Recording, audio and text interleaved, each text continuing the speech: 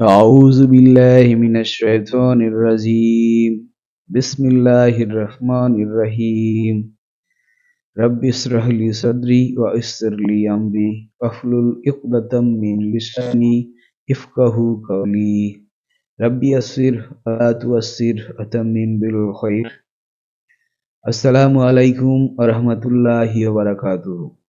আসুন সহজে কোরআন শিখি, সালাত আদায়। আজকের ক্লাসে শিখব সূরা আল ফাতিহা ১ থেকে ৩ আয়াত পর্যন্ত। আয়াত ১।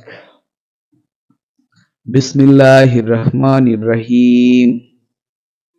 বিসমিল্লাহির রহমানির রহিম।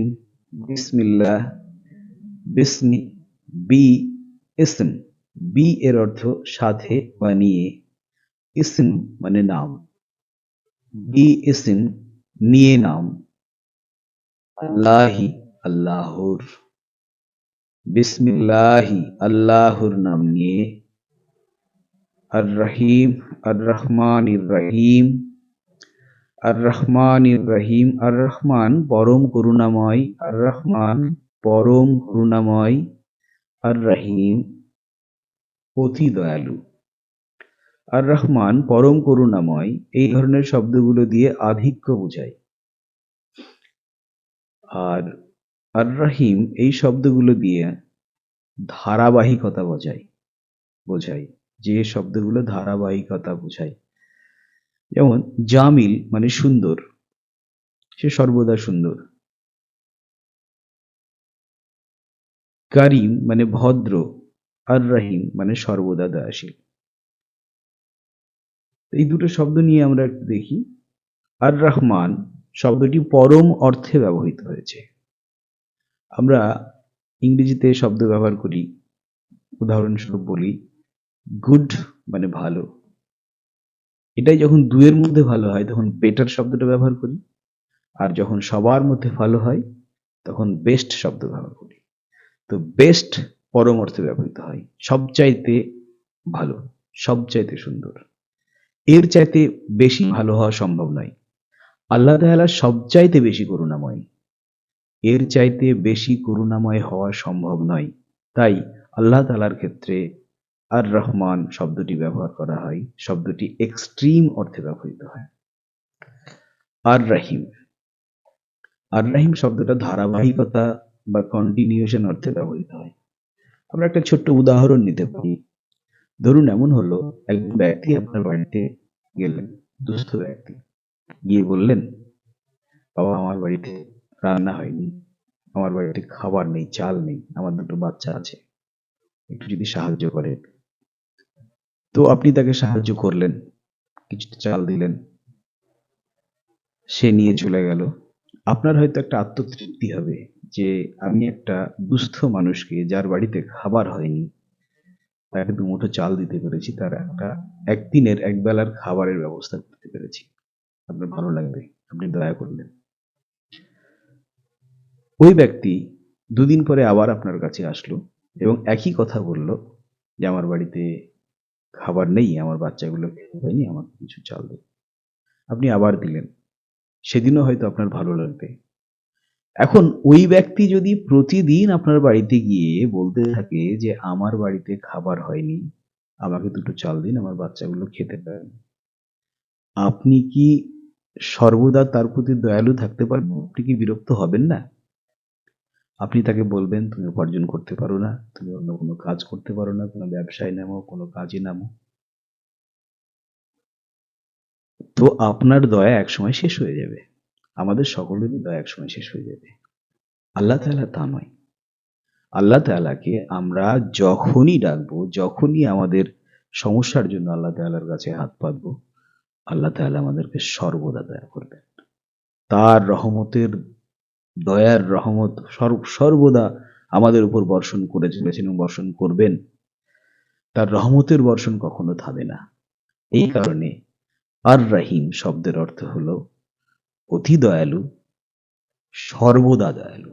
শুধু অতি দয়ালু বললে ভুল হবে, সর্বদা দয়ালু, কন্টিনিউয়াসলি মার্সিফুল। আমরা এই জায়গা থেকে কিছু অভ্যাস রপ্ত করব। আমরা আগের ক্লাসেও করেছি যে এই সালাত কোর্স চলাকালীন আমাদের মধ্যে কিছু ভালো অভ্যাস রপ্ত করব।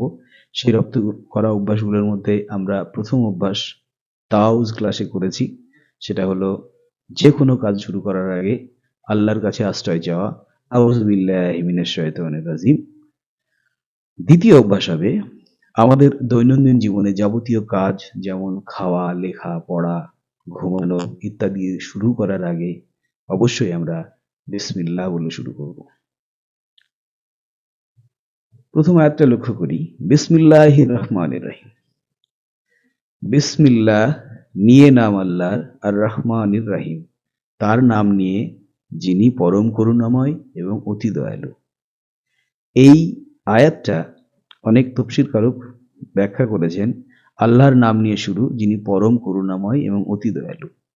কিন্তু আমরা যখন শব্দ বাই শব্দ বিশ্লেষণ করছি তখন দেখছি কোথাও বিসমিল্লাহির রহমানির রহিমের ভিতরে শুরু শব্দটা নেই। কিন্তু আল্লাহ তাআলা এইটা দিয়েই কোরআন শরীফ শুরু করেছেন। কোরআন মজিদের যে আয়াতগুলো শুরু করেছেন, সূরাগুলো শুরু করেছেন, তার প্রথম যে আয়াত সেটা হলো বিসমিল্লাহির রহমানির রহিম। তার মানে সরাসরি আল্লাহ তাআলা এখানে শুরু শব্দটা ব্যবহার না করলেও আমাদেরকে এই আয়াত দিয়ে আল কোরআন শুরু করে বুঝিয়ে দিলেন যে আমরা আমাদের দৈনন্দিন জীবনে যাবতীয় কাজ করব তার শুরুতে অবশ্যই বিসমিল্লাহির রহমানির রহিম পড়ব। তাহলে আমাদের দ্বিতীয় অভ্যাস হবে আমরা যাবতীয় কাজ, খাওয়া, লেখা, পড়া, এমনকি ঘুমানো আগেও আমরা বিসমিল্লাহির রহমানির রহিম পাঠ করব। আমরা যত বেশি বিশ্বাস করব এবং আল্লাহর বিশালতা নিয়ে ভাববো তত বেশি বিসমিল্লাহ পড়ার সুফল অনুধাবন করতে পারবো। তৃতীয় অভ্যাস, সর্বদা আল্লাহ সম্পর্কে ইতিবাচক ধারণা রাখুন। ইতিবাচক ধারণা এই কারণে রাখবেন যে আমরা ইতিমধ্যে আর রহমান এবং আর রাহিম শব্দের অর্থ বুঝেছি। আর রহমান শব্দের অর্থ হচ্ছে পরম করুণাময়, আর রাহিম মানে হচ্ছে অতি দয়ালু, সর্বদা দয়ালু। আল্লাহ তাআলার দয়া কখনো শেষ হয় না, কখনো শেষ হবে না। তিনি দয়াময়, তিনি দয়া করে চলেছেন এবং আমাদেরকে অবশ্যই দয়া করবেন এবং করুণা করবেন। তো এই পজিটিভ ভাবনা আমাদের মধ্যে থাকতে হবে যে আল্লাহ তাআলা সর্বদা দয়াময়, উনি রহমতের বর্ষণ সবসময় করে চলেছেন এবং করবেন, সেগুলো আমার উপরেও করবেন। তাই আমি একটা সবসময় ইতিবাচক ধারণা রাখবো। তিনি আমাদের দেখভাল করেন, আমাদের খেয়াল রাখেন, আমাদের যাবতীয় প্রয়োজন মেটান এবং দয়া করেন। তিনি দয়াময়। তিনি আমাদের সৃষ্টি করেছেন, আমাদের চোখ, কান, নাক, হাত, পা দিয়েছেন, আমাদের বিদ্যে দিয়েছেন, বুদ্ধি দিয়েছেন, তিনি আমাদের পরিবার দিয়েছেন, আমাদের আরামদায়ক জীবনযাপনের যাবতীয় ব্যবস্থা করে দিয়েছেন। তাই আমরা আল্লাহ সম্পর্কে সর্বদা ইতিবাচক ধারণা রাখব। Benefit of positive thinking about আল্লাহ। বর্তমান সময়ে তো মানুষ ডিস্ট্রেসড, অনেক ভাবনা। সাইকোলজিস্টদের কাছে গিয়ে আমরা ওই যে কনসেপ্ট, ভালো থাকার যে কনসেপ্ট, খুশি থাকুন, ভালো থাকুন, এরকম অনেক কনসেপ্ট তৈরি হচ্ছে সাইকোলজিস্টদের কাছে। তো আল্লাহর উপরে পজিটিভ থিঙ্কিং রাখা এই সমস্ত মডার্ন যে কনসেপ্ট তার থেকে হাজার গুণ ভালো। আপনি যদি আল্লাহ তাআলার ব্যাপারে পজিটিভ ধারণা রাখতে পারেন তাহলে আপনি অনেক ধরনের উপকার পেতে পারবেন। আল্লাহর উপর ভরসা রাখলে জীবন শান্তিময় হবে, হবেই হবে। আপনি যদি সম্পূর্ণ বিশ্বাসের সঙ্গে আল্লাহর উপরে ভরসা রাখেন আপনার জীবন শান্তিময় হবেই। জীবনে সফলতা ও সুখ আসবে, আসবে আত্মতৃপ্তি। শরীর ও মন সুস্থ থাকবে। পরিবারে এবং পরিবারের বাইরে ভালো সম্পর্ক স্থাপিত হবে। এটি আধুনিক বিশ্বের পজিটিভ থিঙ্কিং যে কনসেপ্ট এখন চলছে এর চেয়ে কয়েক হাজার গুণ ভালো। সুস্থ থাকার জন্য ভালো। নিজের জীবনে অ্যাপ্লাই করুন, অবশ্যই ফল পাবেন ইনশাআল্লাহ। এবারে আমরা আসছি 2 নম্বর আয়াতে। আলহামদুলিল্লাহি রাব্বিল আলামিন। আলহামদুলিল্লাহি রাব্বিল আলামিন। আলহামদু সমস্ত প্রশংসা লিল্লাহি আল্লাহর জন্য, রব্বি রব মানে প্রতিপালক, আলামিন আলহামদুলিল্লাহ, আলহামদু সমস্ত প্রশংসা। অ্যাকচুয়ালি হামদ শব্দটার দুটি অর্থ আছে, প্রশংসা এবং ধন্যবাদ। আমরা একটু পরে সে বিষয়ে আলোচনা করছি। লিল্লাহি, লি মানে জন্য, আল্লাহি আল্লাহর জন্য, লিল্লাহি আল্লাহর জন্য, রব প্রতিপালক যিনি আমাদের সৃষ্টি করেছেন এবং নিয়মিত যত্ন নিচ্ছেন, আলামিন আলাম শব্দের অর্থ হলো পৃথিবী, আলাম শব্দের অর্থ পৃথিবী, আলামিন মানে সমস্ত পৃথিবী। সমস্ত পৃথিবী বলতে এই গোটা বিশ্ব ব্রহ্মাণ্ড, আমাদের এই পৃথিবী ছাড়িয়ে এই গ্যালাক্সি, গ্রহ, নক্ষত্র সবকিছু মিলিয়ে যে বিশ্ব ব্রহ্মাণ্ড, সেটাকে আলামিন বলা হয়েছে এখানে। আপনি কল্পনা করুন, এই বিশ্বে ব্রহ্মাণ্ডে হাজারো গ্যালাক্সি আছে, কোটি কোটি প্রাণী, উদ্ভিদ, তাদের পারস্পরিক সম্পর্ক, এই সমস্ত কিছুর রব হলেন আল্লাহ। আসি আমরা হামদ শব্দটায়। হামদ শব্দের অর্থ দুটো, এক প্রশংসা, দুই ধন্যবাদ।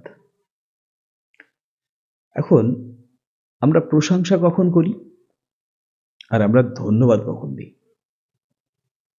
আমরা প্রশংসা সাধারণত ক্ষেত্রে সৌন্দর্যের করি, সুন্দরের প্রতি প্রশংসা করি। ধরুন একটা সুন্দর গাড়ি দেখলেন, আপনি বলতে পারেন বাহ সুন্দর গাড়ি তো। আপনি একটা সুন্দর ফুল পেলেন, তার একটা খুব সুন্দর সুগন্ধ আছে, আপনি তার গন্ধ শুকে বললেন বাহ খুব সুন্দর ফুল, খুব সুন্দর গন্ধ বেরোচ্ছে এর। কিন্তু আপনি এই সুন্দর ফুল বা ওই সুন্দর গাড়িকে কখনো বলেন না ধন্যবাদ গাড়ি তুমি খুব সুন্দর, ধন্যবাদ ফুল তুমি খুব সুন্দর, তা বলেন না। আমরা প্রশংসা করি সৌন্দর্যের এবং ভালো গুণের, ভালো মানুষের, ভালো চরিত্রের, এগুলোর প্রশংসা করি। এবার ধন্যবাদ কখন দিই? ধন্যবাদ দিই যখন আমরা কোনো কিছুর উপরে কৃতজ্ঞ হই, আমরা কোনোভাবে উপকৃত হই, তখন। মনে করুন আপনার একটা স্বপ্নের গাড়ি আছে, আপনার গাড়ি কেনার সামর্থ্য নেই, কিন্তু একটা মডেল আছে যে মডেলটা আপনার খুব স্বপ্নের, আপনার ওটা কিনতে ইচ্ছে করছে এবং আপনি ইনফ্যাক্ট দেখলেন এই গাড়িটা খুব সুন্দর একটা গাড়ি আছে এবং ওই গাড়িটা আপনার কিনতে ইচ্ছে করলো। প্রথমত গাড়ি দেখে তো আপনি প্রশংসা করবেন, খুব সুন্দর গাড়ি। এখন কোনো সহৃদয় ব্যক্তি বা আপনার কোনো আত্মীয় যদি আপনাকে হঠাৎ করেই ওই গাড়িটা আপনাকে গিফট করে দেয়, তাহলে আপনার পছন্দের জিনিসটা আপনি হঠাৎ করে পেয়ে গেলেন কারো সুবাদে, কেউ আপনাকে একটা উপহার দিল, তো সেই উপহার দেওয়ার কারণে যে দিল তাকে আপনি ধন্যবাদ দেবেন কৃতজ্ঞতার সাথে, তখন আপনি ধন্যবাদ দেবেন। বা এটা ছাড়াও আপনি জীবনের অন্য কোনো ক্ষেত্রে কোনো একজন ব্যক্তির কাছে বা কোনো একটা বিষয়ের কাছে আপনি হঠাৎ করে একটা বড় ধরনের উপকার পেলেন, যাতে আপনার খুব বড় উপকার হলো, এই অবস্থায় সেই ব্যক্তিকে আপনি ধন্যবাদ দেবেন। হতে পারে সেই ব্যক্তিটা অসুন্দর, যার প্রশংসা করা জরুরি নয়, কিন্তু আপনি তাকে ধন্যবাদ দেবেন। কিন্তু আমরা মহান আল্লাহ তাআলার জন্য হামদ শব্দটা ব্যবহার করছি। আল্লাহ তাআলা নিজেই শিখিয়ে দিয়েছেন হামদ শব্দ। কেন কি আল্লাহ তাআলা এমনই, যার জন্য আমরা প্রশংসাও করব এবং ধন্যবাদও দেব। আল্লাহ তাআলার প্রশংসা কোথায় হবে? আল্লাহ তাআলা মহান সৃষ্টি, এই মহা বিশ্ব ব্রহ্মাণ্ড সৃষ্টি করেছে, যা নিখুঁতভাবে সৃষ্টি করেছে। এই সৃষ্টিতে কোনো খুঁত নেই, কোনো খুঁত নেই। আল্লাহ তাআলা এই চাঁদ, সূর্য, পৃথিবী, গ্যালাক্সি, পৃথিবীর গাছপালা, এর ভেতরে একটা ছোট কীট পতঙ্গ, ক্ষুদ্রাতি ক্ষুদ্রত কীট, সেটাও আমাদেরই কোনো না কোনো কাজে লাগছে। এই যে সমস্ত সৃষ্টি একদম নিখুঁতভাবে বুনন, নিখুঁত একটার সাথে আরেকটা এই যে বুনন করে আল্লাহ তাআলা সৃষ্টি করেছেন, এই নিখুঁত সৃষ্টির জন্য আমরা অবশ্যই আল্লাহ তাআলার প্রশংসা করব। তিনি সমস্ত সৃষ্টির ব্যাপারে ভীষণই যত্নশীল, তার জন্য অবশ্যই আমরা প্রশংসা করব। আর এই অপরূপ সৃষ্টি, এই মহান সৃষ্টির মধ্যে আমাকে, আপনাকে, আমাদের মানব জাতিকে শ্রেষ্ঠ জীব হিসেবে সৃষ্টি করেছেন। তাহলে এটা কি যথেষ্ট নয় আল্লাহকে ধন্যবাদ জানানোর জন্য? অবশ্যই এটাই যথেষ্ট, যে আল্লাহ তার সমস্ত সৃষ্টির মধ্যে আমাকেই সব থেকে সুন্দর সর্বশ্রেষ্ঠ জীব হিসেবে আমাকে সৃষ্টি করেছে। তার জন্য আমরা আল্লাহর কাছে কৃতজ্ঞ এবং আল্লাহকে ধন্যবাদ। আল্লাহর অগণিত করুণা যা আমরা সর্বদা পেয়ে চলেছি, তার জন্য আমরা কৃতজ্ঞ। তিনি আমাদের সর্বদা সুরক্ষা প্রদান করেন, ইভেন আমাদেরকে রিজিক প্রদান করেন। তাহলে আশা করছি আমরা হামদ শব্দটা বিস্তারিতভাবে বুঝতে পেরেছি। হামদ শব্দের অর্থ সমস্ত প্রশংসা না, শুধু সমস্ত প্রশংসাতে সীমাবদ্ধ নয়। এই প্রশংসাতে প্রশংসাও আছে, ধন্যবাদও আছে, কৃতজ্ঞতাও আছে। এবারে আসি রাব শব্দটাই। রাব শব্দের অর্থ হলো সৃষ্টিকর্তা। আমরা মুসলিমরা তো মহান আল্লাহ তাআলা ছাড়া কাউকে সৃষ্টিকর্তা মানি না, কিন্তু অভিধান খুঁজলে রাব সৃষ্টিকর্তাকে আমরা ক্রিয়েটর বলি। ক্রিয়েটর বর্তমান সময়ে তো অনেককেই বলা হয়, অনেকেই ক্রিয়েটর, যে কন্টেন্ট ক্রিয়েট করছে তাদেরকেও ক্রিয়েটর বলা হচ্ছে। কেউ সিনেমা তৈরি করছে, কেউ একটা গল্প লিখেছে, সেগুলো সবই ক্রিয়েটর বলা হচ্ছে। না, আমরা তা বলি না। ক্রিয়েটর হলো একমাত্র আল্লাহ। মনে করুন কেউ একজন গাড়ি তৈরি করেছে বা একটা বাল্ব তৈরি করেছে। তো বাল্ব যে আবিষ্কার করেছেন সেটা একটা আবিষ্কার, ইনভেনশন। আল্লাহ তাআলা সমস্ত ম্যাটেরিয়ালস পৃথিবীতে অলরেডি তৈরি করে দিয়েছেন। তামা, লোহা, নাইক্রোম, কাঁচ, সমস্ত কিছু আছে। এবার যিনি এই বাল্বটা তৈরি করলেন, তিনি কি করলেন, এই সবগুলো অ্যাসেম্বল করে কোনটার সাথে কোনটা ব্যবহার করলে ফিলামেন্ট জ্বলে উঠবে, কিভাবে এটাকে আলোর কাজে ব্যবহার করা হবে, সেই বিষয়টা উনি ইনভেনশন করেছেন, খুঁজে বের করেছেন, সৃষ্টি করেন। সৃষ্টি একমাত্র আল্লাহ করেছেন। আচ্ছা, তাহলে আল্লাহ সৃষ্টিকর্তা। এখন আল্লাহ কি শুধু সৃষ্টিকর্তা? হ্যাঁ, অবশ্যই সৃষ্টিকর্তা, কিন্তু সৃষ্টিকর্তাই শেষ নয়। তিনি সৃষ্টি করে গোটা পৃথিবীকে আলো ছেড়ে দেননি, যা যা হবে হবে, তা নয়। আল্লাহ সৃষ্টি করেছেন, আল্লাহ সৃষ্টি করার পরে সেগুলো প্রতিনিয়ত দেখভাল করছেন। প্রতিনিয়ত তিনি সেগুলোকে দেখভাল করছেন, প্রতিরক্ষা করে চলেছেন। এই মহা গ্যালাক্সির এই পৃথিবীতে কোটি কোটি জীবকুল, গাছপালা, উদ্ভিদ, প্রাণী, সমুদ্রের হাজারো রকমের প্রাণী, ক্ষুদ্রাতি ক্ষুদ্র প্রাণী থেকে বিশাল আকার তিমি, সকলের খাদ্যের ব্যবস্থা করে রেখেছেন। খাদ্যের একটা শৃঙ্খল তৈরি করে রেখেছেন, এত সুন্দর শৃঙ্খল যে একটা জায়গা থেকে আরেকটা জায়গার যদি ব্যাঘাত ঘটে, তাহলেই বাস্তুতন্ত্রের ব্যাঘাত ঘটে যায়, যা নিয়ে বিজ্ঞানীরা চিন্তিত হয়ে পড়ে। কিন্তু আল্লাহ তাআলা যেভাবে সৃষ্টি করেছেন, প্রত্যেকটা জীবকুল গুরুত্বপূর্ণ। ফলত রাব এর অর্থ শুধু সৃষ্টিকর্তা নাই, প্রতিপালক। প্রতিপালক। আমরা একটু গভীরভাবে যদি ভাবি, এই মহাবিশ্বে গ্যালাক্সি, সমস্ত জীবকুল, তাদের একে অপরের ওপর নির্ভরশীলতা। ভালো করে বুঝতে হবে কথাটা, তাদের একে অপরের ওপর নির্ভরশীলতা। একজন আরেকজনের সাহায্যে বেঁচে আছে, একজনের তৈরি খাদ্য অপরজন খাচ্ছে, অপরজনের কাছে সাহায্য নিয়ে আরেকজন খাদ্য তৈরি করছে। বাস্তুতন্ত্র, এই যে পুরো সার্কেলটা চলছে, মিথজীবিতা, একজন আরেকজনের সাহায্যে বেঁচে আছে, ইত্যাদি বিষয় নিয়ে এগুলো যদি আমরা গভীর স্টাডি করি, তাহলে অনুধাবন করতে পারবো এই মহাবিশ্বের সৃষ্টি কত নিখুঁত, কত সুনিপুণ সজ্জা। এগুলি তিনি সৃষ্টি করেছেন এবং প্রতিনিয়ত নিয়ন্ত্রণ করে চলেছেন, প্রতিনিয়ত নিয়ন্ত্রণ করে চলেছেন। তিনি হলেন রব। তাই এই রব, এই সৃষ্টি করার কারণে আমরা আলহামদুলিল্লাহ বলবো। আলহামদুলিল্লাহ, সমস্ত প্রশংসা আল্লাহর, এই বলটা অভ্যাস করব। তো সূরা ফাতিহার আমাদের প্রথম আয়াতে থেকে যে অভ্যাসটা তৈরি করব, দ্বিতীয় আয়াত থেকে যে অভ্যাসটা তৈরি করব, সেটা হচ্ছে আলহামদুলিল্লাহ। এবং আমরা এটা বলিও। মুসলিমরা সব থেকে বেশি কথা বলেই আলহামদুলিল্লাহ। কেমন আছেন? আলহামদুলিল্লাহ। সমস্ত বিষয়ে আমরা আলহামদুলিল্লাহ বলবো। এটা আমাদের অভ্যাস হবে, অভ্যাস 4। তারপরে 5 নম্বর অভ্যাসে থাকবে আল্লাহকে ধন্যবাদ দেন সর্বদা। ঘুম থেকে উঠে খাওয়া, চলা, ফেরা, কাজে কর্মে সবসময় আল্লাহর শুকরিয়া আদায় করুন। কেন কি আল্লাহ আপনাকে বাঁচিয়ে রেখেছেন, আপনাকে রিজিক প্রদান করেছেন, এই হাওয়া বাতাসে সুস্থভাবে চলাফেরা করতে দিয়েছেন। আল্লাহ চাইলে কালকেই আপনার জীবন শেষ হয়ে যেতে পারে। ফলত আল্লাহর উপরে একটা পজিটিভ ধারণা রাখুন এবং সর্বদা আল্লাহর শুকরিয়া আদায় করুন।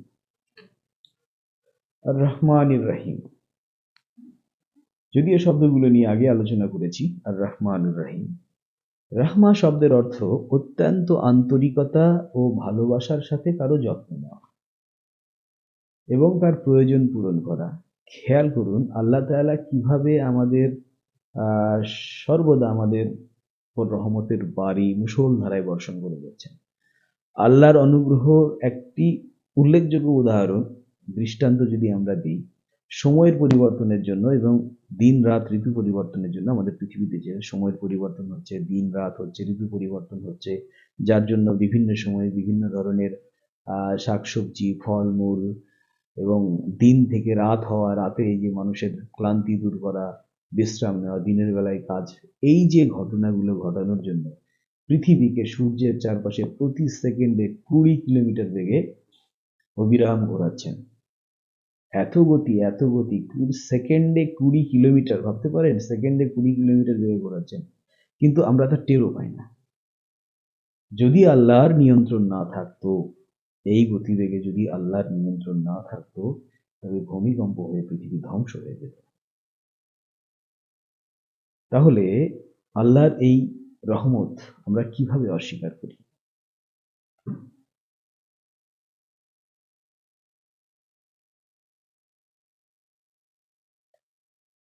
অভ্যাস 6, যদি এখানে ভুল করে আমি 4 করে দিয়েছি, এটা 6 নম্বর অভ্যাস হবে। রাসূল সাল্লাল্লাহু আলাইহি সাল্লাম বলেছেন, যে ব্যক্তি অন্যের ওপর রহম করে না, আল্লাহর পক্ষ থেকে তাকে রহম করা হয় না। আবারও বলি, যে ব্যক্তি অন্যের উপর রহম করে না, আল্লাহর পক্ষ থেকে তাকে রহম করা হয় না। অর্থাৎ আজ এই সময় থেকে যখনই আপনি এই হাদিসটি শুনলেন, অন্যদের উপর রহম করা শুরু করুন, অর্থাৎ অপরের সাথে ভালোবাসা ও আন্তরিকতার সাথে আলোচনা করুন, আচরণ করুন। তাহলে এই ছিল আমাদের সূরা ফাতিহার 1 থেকে 3 নম্বর আয়াত পর্যন্ত আলোচনা। ইনশাল্লাহ পরবর্তী ক্লাসে আমরা গ্রামার সেকশন নিয়ে হাজির হব। ততক্ষণের জন্য একটা ছোট্ট ব্রেক নিচ্ছি।